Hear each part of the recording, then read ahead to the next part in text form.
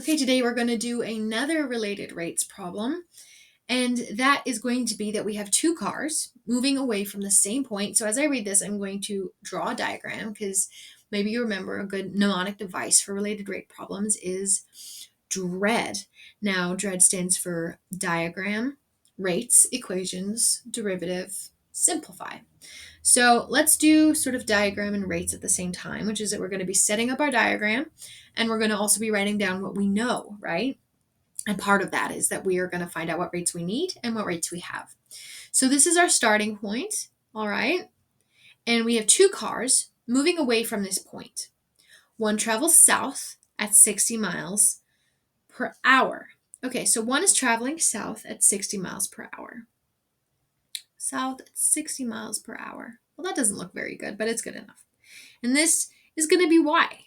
Okay, this is going to be car y, length y.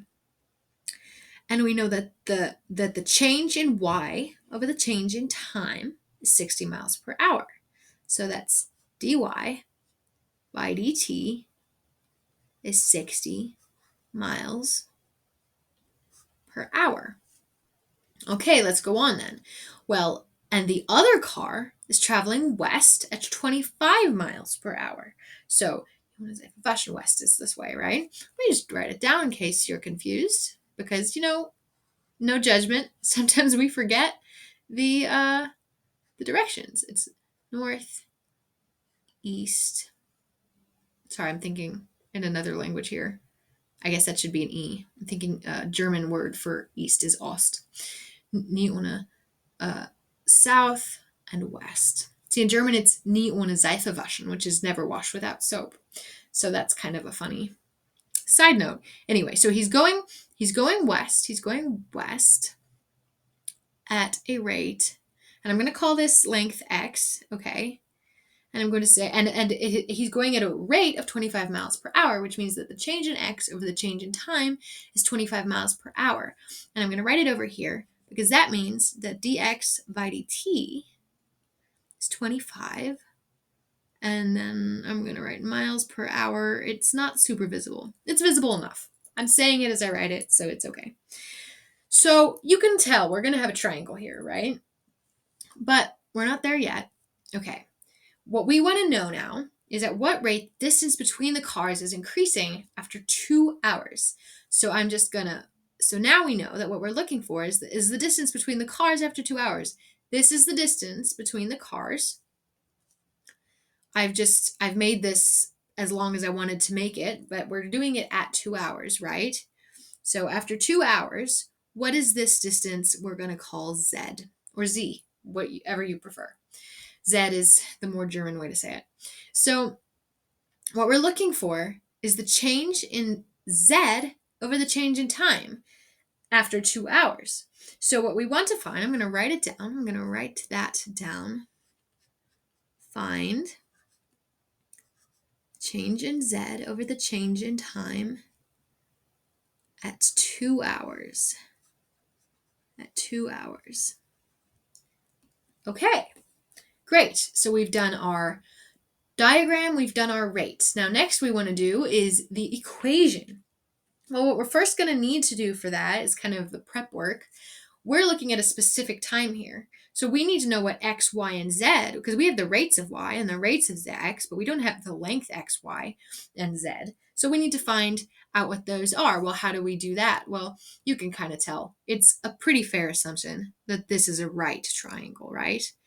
And therefore, we're going to use the Pythagorean theorem. So the salvation of all triangle problems. So we're going to just calculate x, y, and z with the Pythagorean theorem. Well, we know that z squared is x squared plus y squared. And so we're just going to rearrange this for z to find out z. This is our equation, first of all. But to find what z is, we're going to plug in x and y to z. Well, what are x and y? I probably should have started with that, but that's okay. Slightly the backhand way to get to it, but it does. X after 2 hours is just going to be 2 times 25. We know that it's 25 miles per hour. So 2 hours makes that 2 times 25, right? So x is 2 times 25, which is 50. And y is going to be 2 times 60 miles per hour, because 60 miles in 1 hour, 2 hours, 2 times 60 miles, kind of obvious. I'm going to say it anyway, just in case. 2 times 60 equals 120. That looks like a minus, but it's an equals, is 120. So we know our x, we know our y, we don't know our z, but now that we know x and y, that's going to be pretty easy. So we're going to rearrange the Pythagorean theorem.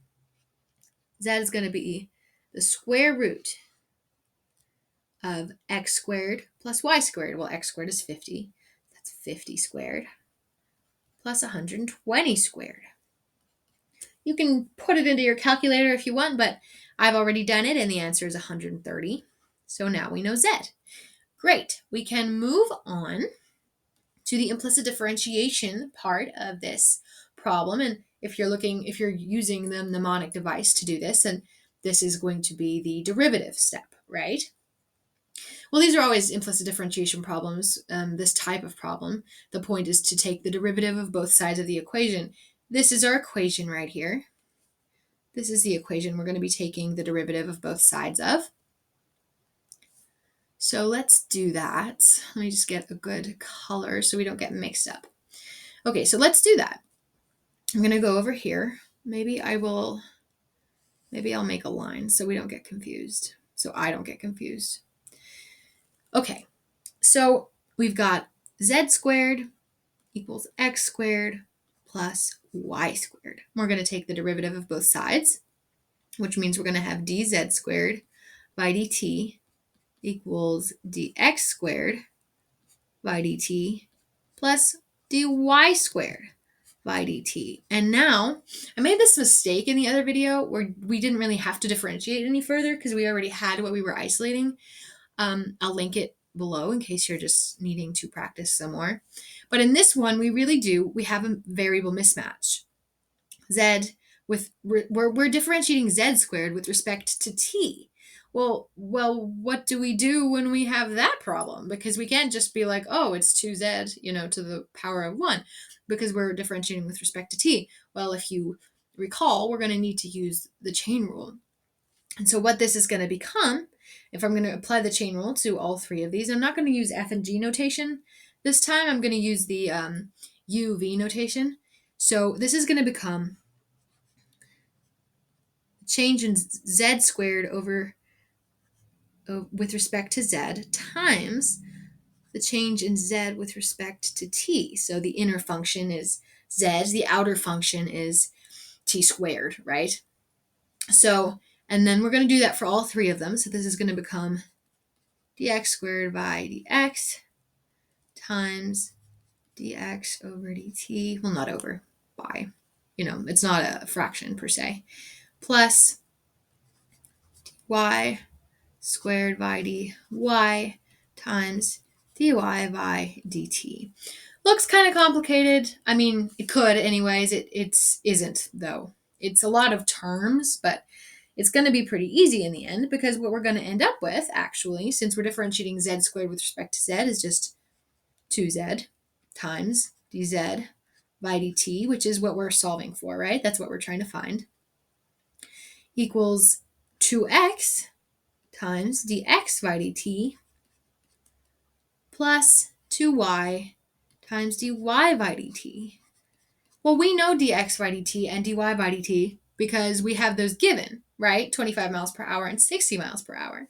So we're going to go up here to where we have some space, and we're gonna do a little arrow so that we know what's happening, and we're going to plug in the values that we know already, right? So we're going to have 2 times z, which we know is 130, times dz by dt, which is what we're solving for. I'm saying that every single time because it gets confusing, is 2 times 50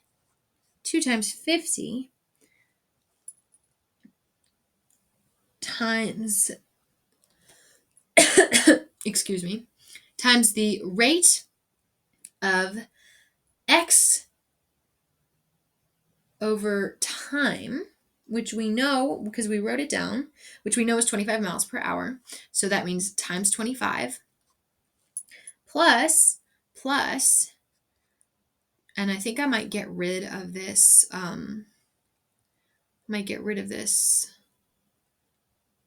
north, south, west, because we really don't need it right now and it's in the way. Okay, plus 2 times y times the change in y over the change in time. Well, we know that y is 120. Y is 120, and we know that the change in y over the change in time is 60 miles per hour, right? So now we have all of this, and we're just going to do the math. I'm not going to go into detail about it. Just put it in your calculator. We're going to end up with 260 times the change in z over the change in time equals 2,500 plus 14,400. I'm going to do a couple steps. I'm just not going to do the entire thing. So we're going to divide by 260 to get the change in z over the change in time on one side, because that's the rate we're looking for. And we're going to end up with the change in z over the change in time equals 2,500 plus 14,400 over 260, which if we just add that is going to be 16,900 over 260, which is going to come out to 65. Now we need that to be a miles per hour rate, because that was our unit. Those were our units, and that is actually our solution. So the answer is the distance between the cars after 2 hours is increasing at a rate of 65 miles per hour. And I hope that was helpful.